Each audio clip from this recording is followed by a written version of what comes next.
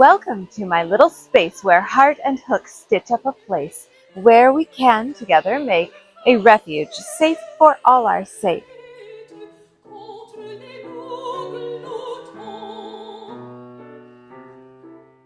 This was me playing around again with that expand your image feature in Instagram stories. I took my most recent thumbnail for my last video and I plugged it in and I expanded the image, and I did it a few times, and just about every time it wanted to give my yarn at least one or two legs. So I don't know. My hands, this is the one that I thought was the funniest. My hands like disappear into the trees. The legs it gives me are funny. Anyway, I'm just getting a kick out of that. I might plug in every thumbnail from now on just to see what I can get. So this video is just a little bit of a hodgepodge. I feel like I got a little busy with some orders, and I also just felt like I needed a few days of not staring at my phone and planning video clips. So, however, I did set this up for a time lapse because I happened to have a couple things to ship out. One is a Bernie doll and one is a collar, and I totally forgot to photograph them like I normally do before shipping. So I put these little existing photos from previous ones together. This is my 30th Nana. It's Nana Marie. She's named after Marie Curie. She's known for her trailblazing research on radioactivity and her discovery of the elements polonium and radium. She was the first woman to win a Nobel Prize and the only person ever to win Nobel Prizes in two different scientific fields, physics and chemistry. She's available in my shop, and proceeds go to the ACLU.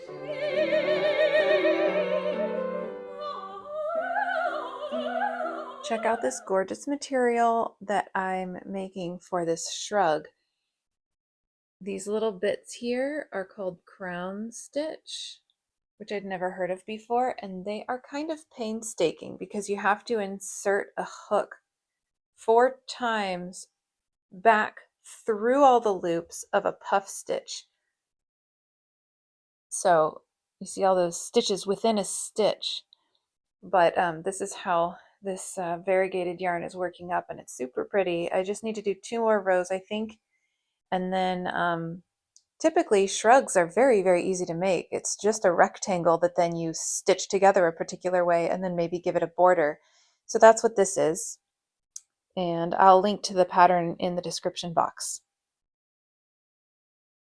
Okay, there are still a few more rows to add around the whole edging, but I just wanted to show you because I've gotten into my groove of just crocheting and taking a little break from making videos, that this was basically just, and this is how so many shrugs are made, it's just a rectangle that's folded in half and it's stitched together a little bit at the sides. You can either stitch it together this way or this way depending on the pattern and the way that you're wanting it to fit. And that's it. And then it just goes over the shoulders and around the arms like that. So here's the inside of the material. Here's where your arms go through. And look how pretty. So you see all around the edge there are more of these crown stitches. This is the inside of the crown stitch. Now to my eye this looks like it should be the outside. However, the outside of the stitch is actually the back side of the stitch. So what would normally be seen as the back side of the stitch. So that's why when we look at, I'll turn it, the stitch is right side up because they do look like little crowns. I don't know if we're meant to see each of these as a separate crown or this whole thing as a crown, but this whole thing kind of looks like a crown to me. And yeah, I like the look. They really pop with the back sides of those stitches facing forward, which I guess technically those are not the back sides, those are the front sides, because the pattern is very clear the whole way that this is the right side of the material. And look at this pretty ribbing that we achieve with some half double crochets. So I don't want to talk too much about the details of the pattern, but I will link to the pattern in the comments below. It's a lovely pattern, very easy to follow. The only thing I suggest or just warn about is that these little crown stitches are a hassle if you are using yarn that easily splits, and I totally am. As you can see, this yarn has a very loose twist, and I don't even know how many plies, oops, I'm not zooming in the right spot. I don't even know how many plies that is, but look how many threads is in that yarn. So it's very easy to snag a bit of yarn that you're not supposed to carry through when you're going through the puff stitches. See, all these stitches right here are going through all of these stitches right here. So that took a little bit of getting used to. I pretty much have the hang of it now, although I still have to be careful and I still get snags and I still have to make sure I'm not snagging as I go. But aside from that, it's a lovely, simple, easy pattern, and I think it's going to be gorgeous when I'm finished. So I look forward to photographing this. And once again, I am using this ombre yarn. So far, this has all been one skein. And so I am going to have to break into this next skein for just a few more rows around the edge.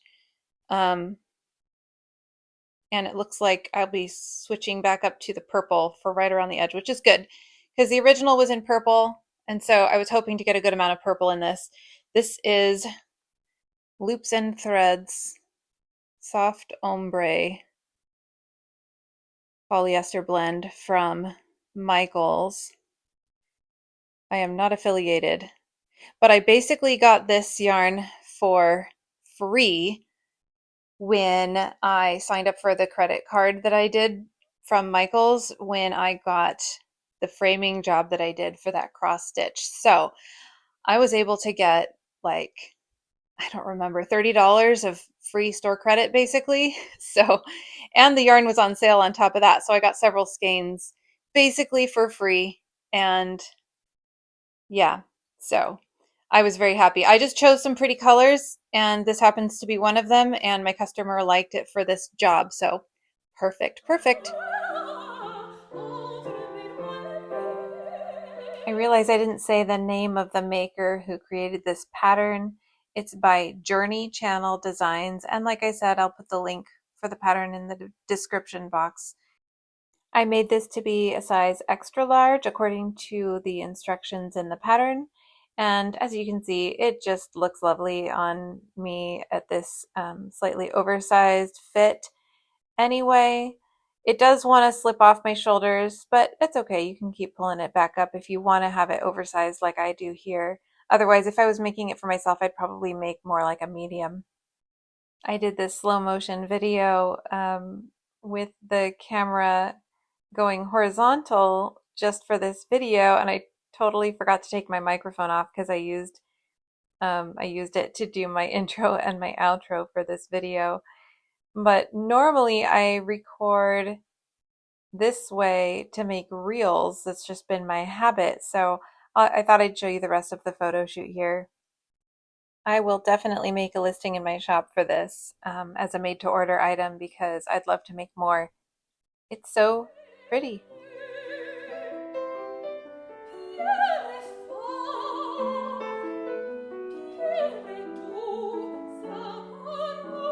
Before you see what I get up to, here are my bags for going out of town for the weekend. This is all projects and yarn.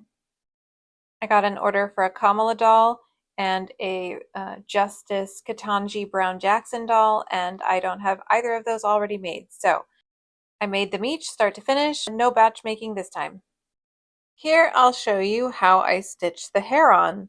First I make all the curls, and you can see maybe you can see they vary slightly in length, and that's because I So I make them one after the other with a little bit of chaining in between them, as you can see, so they're all attached. This way I have way fewer yarn ends to have to deal with.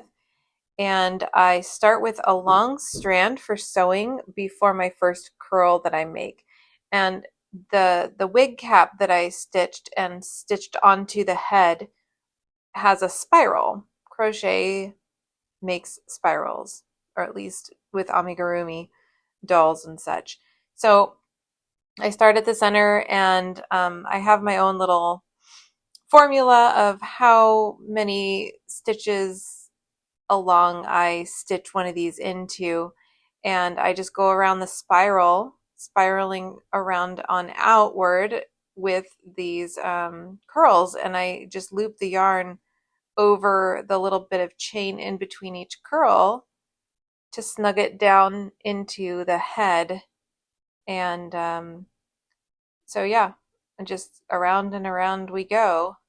I find it so satisfying, this part of it, because I very meticulously, I will keep track of where I'm going to be stitching each curl with my needle on the actual wig cap of the doll as I go, so I can kind of determine what length curl I need to make. So very meticulously I keep track of that. So I end up with the exact number of curls I need, and they are the correct lengths, so that when the doll is upright, they hang at a good hairstyle length. Because if you cut hair right off the base of the back of your head versus at the very top crown of your head, of course the hair at the crown of your head is longer if you have a long hairstyle, at least, or it's not too what's the word, layered. So anyway, this I find quite satisfying. I'll let you watch how I stitch this on, maybe a little bit sped up.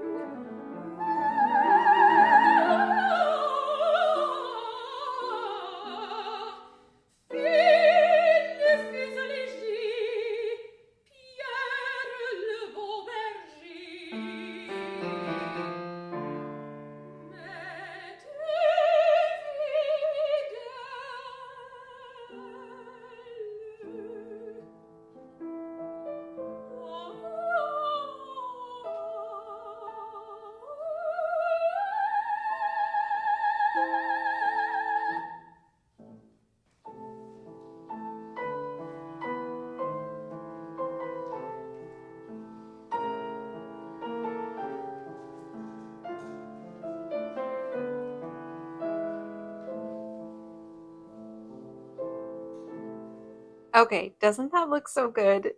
It turned out perfect. So she still needs her arms and her robe. Okay, I waited to show you the finished Kamala until now so I could show you both dolls finished, fresh off the hook, even though I did make one and then the other. And then I never know how far I'm going to get with my crochet when I'm away from home, so I did pack a few other things. I went ahead and finished the hair on these Bernies, so all 9 of these are now ready to ship. And I also finished stitching parts together for these flying spaghetti monsters. Now all they need is their final noodle placements. I had some of my yarn scraps yarn on my spindle that I took off, and then I thread plied it. I also brought that for the weekend. So then I got it off of the spindle, and here's what it looks like before finishing.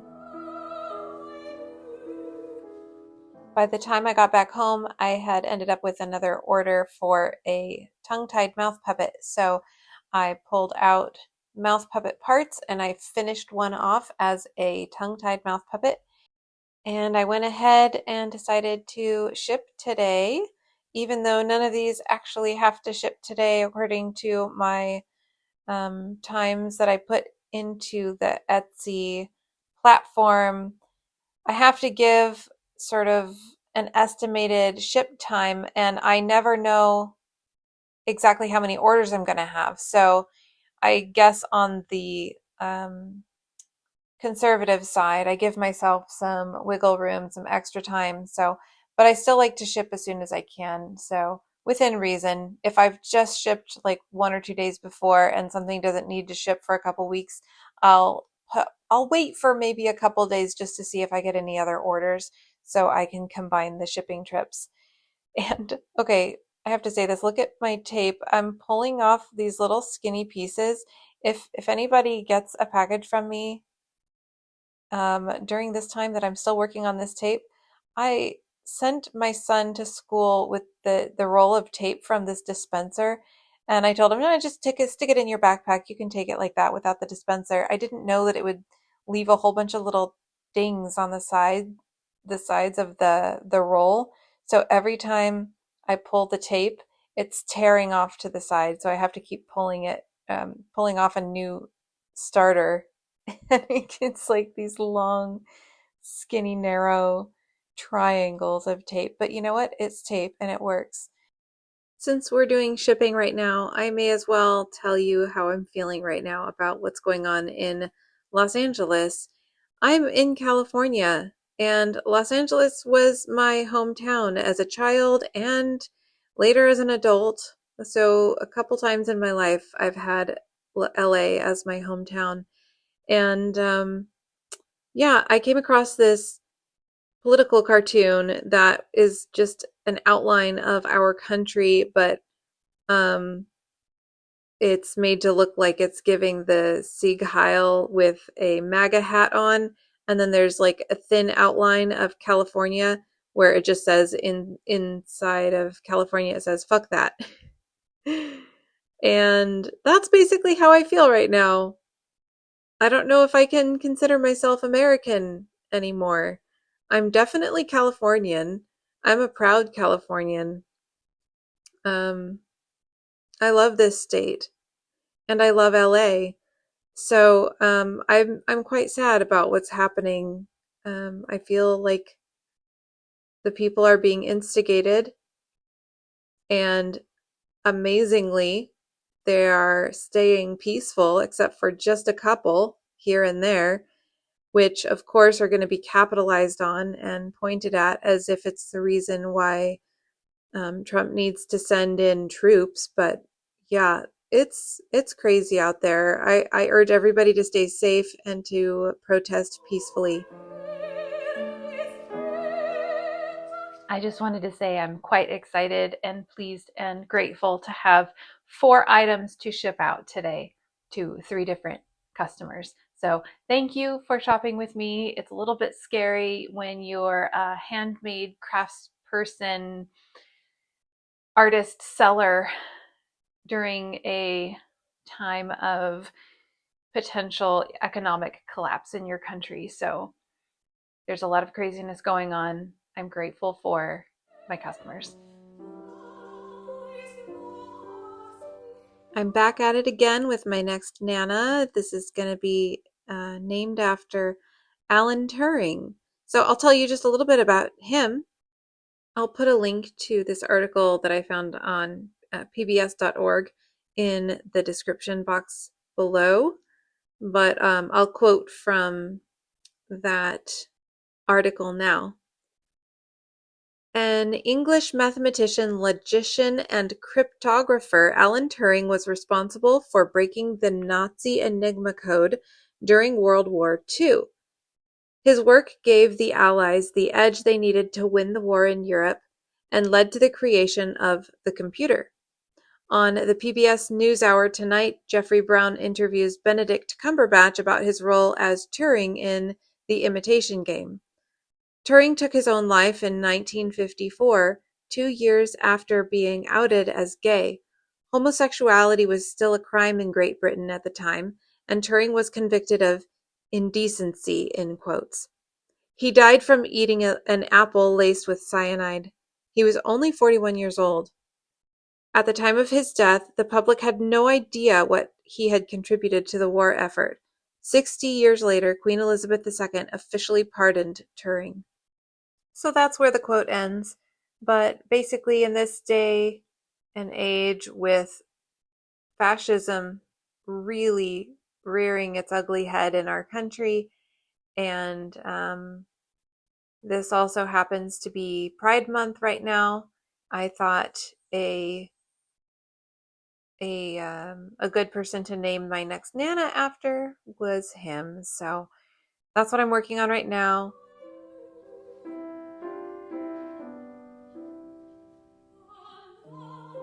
Oh, and then also just today, I think it was today or last night, Trump reposted an anti-LGBT pink triangle from the Nazi era. It's the pink triangle that the Nazis made gay men wear. And Trump shared an article that had the thumbnail that had that pink triangle with a big red circle with a line through it. So it's like crossing out, like no gays. I mean, I'm just baffled every single day. I'm left completely floored by the next crazy, wrong, immoral thing that he does. Oh, well, back to the doll. I've gotten I've gotten the fuzzy fancy yarns edging in between the color blocked sections, and I'm going to now count a bunch of stitches, as you can see. Here's where I start to expand. The pattern starts to expand the butt cheeks and the belly with some taller stitches so that they protrude a little bit more. So that's what I'm doing here. I think I just do one row on camera here, and then I do a time lapse to do the rest of these tall stitches that form the top of the buttocks and the belly. So I will show you what that looks like when it's done after the time lapse. And we can also take a moment for appreciating the cuteness that is Willie. He is not a toilet bowl brush, although he has been likened to one before.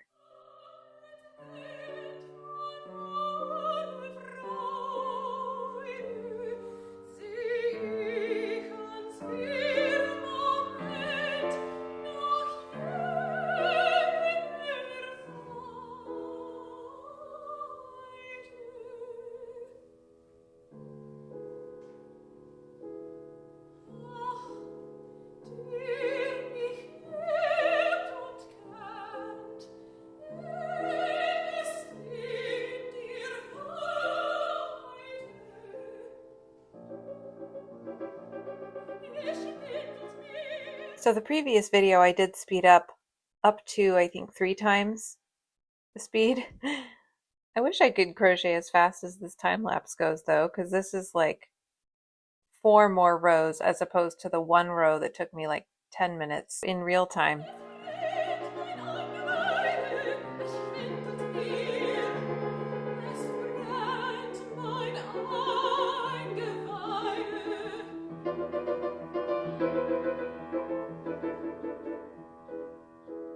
So I had a very personal health issue happen back after I gave birth to my second child. I guess it probably began slightly, a little bit to some degree, after the birth of my first. But in the year after my second child was born, I started to experience weird, uncomfortable symptoms. It basically felt like stuff was going to fall out of me in the area where you give birth.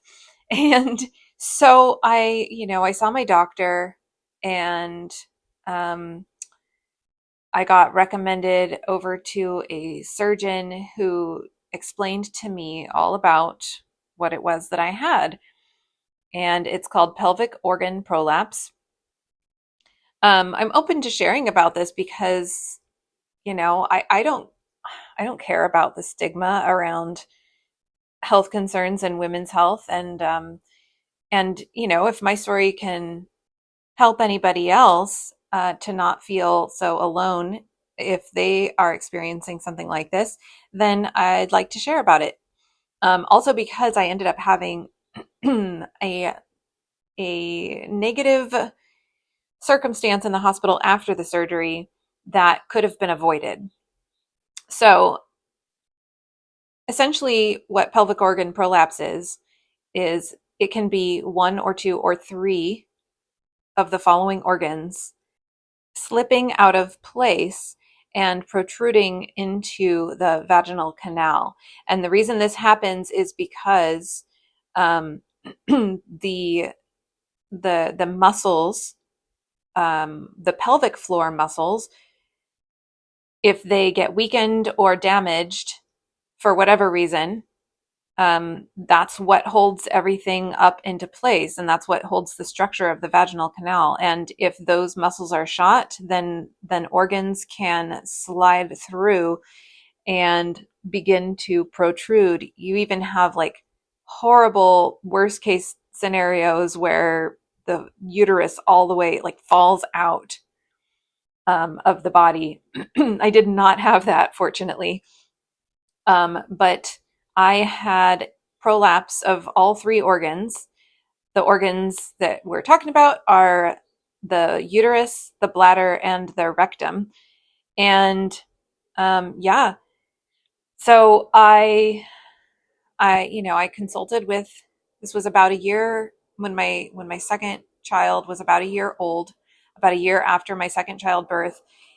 It was to the point where we actually scheduled a surgery, and I was just kind of emotional about it. We got close to the date for the surgery. We were starting to do the appointments in preparation, and my doctor could see that I was kind of emotional about it because the surgery involves fixing the positioning of the rectum and the bladder, stitching those back into place, suturing up the structure of the pelvic floor muscles, and while doing that, basically it reconstructs the vaginal canal and um, sort of like tightening everything up so that everything stays in place. However, with the uterus, they can't really stitch it back in place because it just doesn't work that way. It tends to immediately want to fall out of place again when the uterus um, gets out of place. So part of the surgery is hysterectomy, taking the uterus all the way out. And at this point, I had two kids. I didn't have my mind set on any more, but at that point, imagining not being able to change my mind and losing that part of me, it was quite emotional. So the doctor said, "Well, you know what? You're still nursing, and when you're still nursing, there is still some healing that could be happening.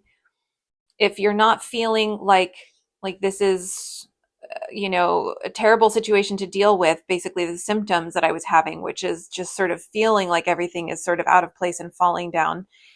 It was a little bit of a challenge to go number two, because, like things are kinked all in there. Um, but for the most part, it was more just sort of like a freaky, weird sensation. And, you know, I could kind of tell that my uterus was like right there about to come out, but it wasn't. So it wasn't an emergency situation. At that point, it was considered an elective surgery. It's kind of like you can choose when you want to do the surgery, when it's bothering you enough to want to have the surgery done. Now, just for a little bit of context, this doesn't usually happen to women my age. So at that time when we were first considering it, I was 28.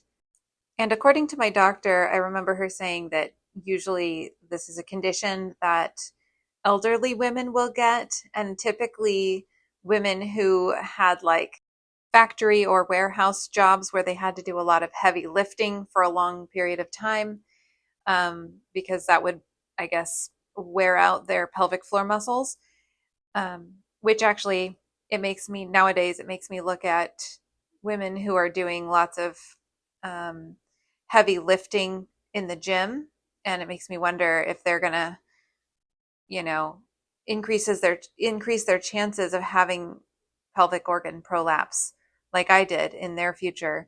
I don't know, but anyway, apparently it can just happen from childbirth as well, even though it's not as common with a younger person.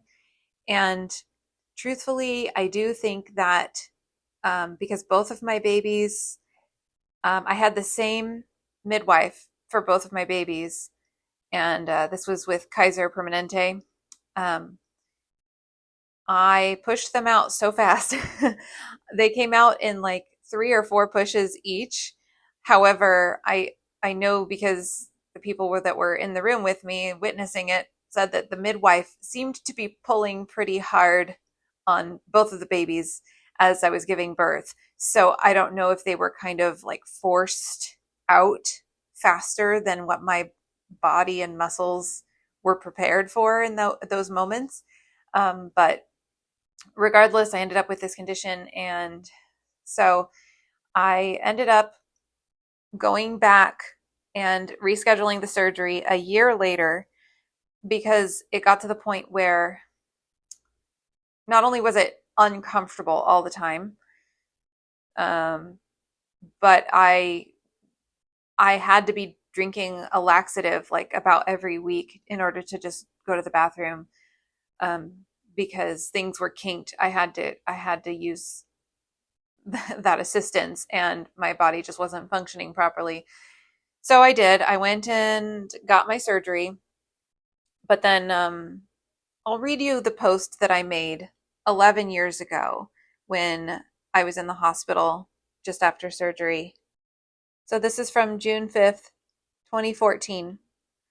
Surgery went perfectly this morning, but bed rest in the hospital room was miserable from 1 to 10 p.m., full of unnecessary pain, discomfort, frustration, anger, tears, and anxiety. I was finally at a place of minimal pain and finally able to relax at about 10 p.m. It's now 1:22 a.m. and I still can't fall asleep, but I'd rather be a reasonably comfortable insomniac than the miserable mess I was for 9 hours. So that was in my Facebook memories just, a few days ago. And I decided to share it and make it public this time because initially it wasn't shared public. So I put it on all my platforms, and I included a new post with it where I say, wow, it's been 11 years since my pelvic organ prolapse surgery for the uterus, bladder, and rectum. I feel it's an accomplishment that I've lasted this long since I was told I might have to have my bladder surgically put back in place again around every 10 years or so, even if I am careful not to lift greater than 10 to 15 pounds. But as far as we can tell, everything is still in place. So let's shoot for 20 years at this point. I had forgotten I was in incredible pain and discomfort for 9 hours in the hospital after surgery. I just didn't remember that it was that long. It was my catheter that wasn't working to drain my bladder, which had just been operated on, and the nurses were dismissing the issue, and some were making it to be my responsibility to try to keep shifting my body position because occasionally that might cause it to drain a little bit. They were not keeping track of how much fluids they put in me versus how much was coming out. The hospital had someone come in to talk to me before discharge to try to do some damage control because I'm sure we could have had a case for a lawsuit. So that's what I just posted recently. And yeah, I mean, the nurses weren't taking us seriously. When I posted this, I also said something like, make sure you have an advocate. I did. I did have an advocate. I had my mom there with me, and she was the one who realized, wait, That's the bag right there that your catheter is draining into. There should be like more going into that bag, shouldn't there? And then she brought it up to the nurse and she was like, didn't you guys keep track of how much fluids you put into her during surgery? And they're like, oh yeah, we put a lot in. We know the numbers. And she's like, aren't you supposed to be keeping track of how much is going into that bag? And basically called them out on it. This was after hours of me being in crazy discomfort because what it was I felt like my bladder was full and I couldn't pee. If you really, really have to pee, but you have to hold it, I just couldn't even let it go. So it was incredibly uncomfortable. Plus, I had just had surgery on my bladder, as well as like all the muscles around there. And of course, they had me on, serious painkillers and they had me at maximum doses. But nurse after nurse, and we saw a whole bunch of nurses in those 9 hours, they just were not taking it seriously. And apparently, by the end of it, finally a nurse came in who changed the catheter to a different one, and she said, "Oh yeah, we've been having issues with this one particular type of catheter not working." And it's like, go figure. So, um, yeah, we aren't the type apparently to file lawsuits, but I'm sure we could have. They really did try to do damage control and apologized profusely at the end of it, while trying to make sure that they weren't claiming any responsibility or fault, but still trying to apologize, which was weird. But anyway, um, that was basically it, except for the fact that I hadn't mentioned until I read the post that, yeah, I was told that I would basically likely have to have my bladder put back in place surgically around every 10 years or so. But like I said, they don't have a lot of information on women my age having the surgery. Mostly it's older women that might have to have it done again if they live 10 years longer. Um, and when I had talked to my doctor about it, well, first of all, no lifting greater than 10 to 15 pounds, period, for the rest of my life, full stop. And at the time, I had recently begun doing yoga. I started yoga basically just after my son was born, and he's 12, going to be 13 this year. So that's how long I've been doing yoga. I had been doing yoga for about maybe a year or 2 years actually when I actually had my surgery. And I said, okay, but lifting 10 to 15 pounds, does that include like, body weight, like plank pose or other poses where you're lifting your own weight? And I kind of described some of the poses, and she's like, no, that's fine. She said it's just deadlifting something from the ground that activates that push down in your pelvic floor muscles. I said, okay, well, so I've just intensely done, or relaxingly done, yoga, um, probably really almost every day since. I have definitely not done it every single day, but um, definitely every single year I've done it pretty darn consistently since then. And it's been my main form of exercise, so I appreciate it. I appreciate the fact that I've been able to go 11 years now, a full 11 years since my surgery, and everything is still in place. I've checked out at the doctor, and I have no issues. So here's to hopefully making it to 20 years still without any issue. I mean, if I have to have surgery again, it's not the end of the world, but um, I do feel very grateful for my surgeon, and I'm grateful that my body works for me now, and that I have this practice that continues to make me feel strong. Yoga is the thing that has really helped to give me confidence, made me feel like I am worthy of taking up space. In this practice, we spread our body out in all directions and we take up space, which is something for a very long time I didn't want to do.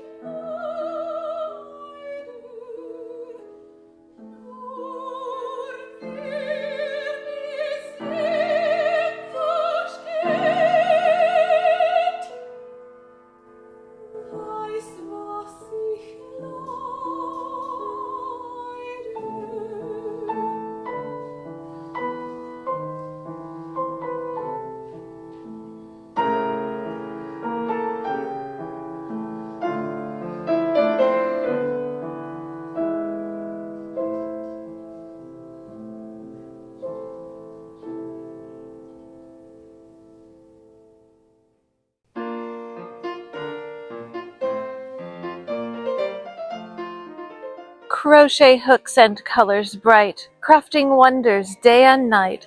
Join the fun, come see it through. Subscribe and I'll create for you.